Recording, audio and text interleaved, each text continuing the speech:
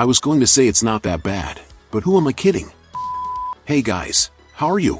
I hope you're doing well. I'm the Monio, the interdimensional demon who talks about the beginning after the end the most on YouTube, and you're on my channel. And finally we had the first episodes of this anime based on a manhwa that was super hyped. Many saying it would be even better than Solo Leveling, which is an incredible story, and I confess that I created high expectations, and maybe that was my mistake. The anime starts by showing a super badass guy, who is super strong and stylish, but who eventually dies, and is reborn with the memories of his previous life, in a world where magic exists, and, wait a minute.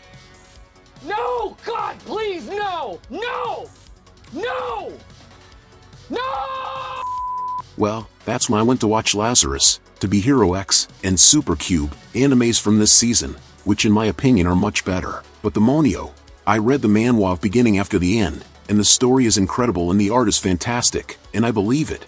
But I think that many of these Korean manhwas took too long to be adapted, and many of the concepts that were new at the time are now very generic and have been used exhaustively in recent years in generic Japanese isekai. Seriously, there are so many things with similar premises that I simply couldn't get excited and feel like continuing. There is another problem, which is the animation, which is of very questionable quality. There are very well-made scenes at the beginning, but then we are bombarded with animations that seem to have come straight out of a PowerPoint presentation, and a very generic episode direction that failed to show anything interesting enough to make this anime stand out from so many other generic isekai. And I really don't like being part of these movements that the internet creates where people who haven't necessarily watched or understand something simply decide to disproportionately hate something, because a lot of people are hating it too, and you create a herd effect of people who haven't even watched it or don't even know what they're talking about, but want to say that something is complete garbage, because it's fashionable to badmouth it. And we saw this recently with the adaptation of Devil May Cry, where you find a lot of people who clearly never played the game or don't even know what it's about,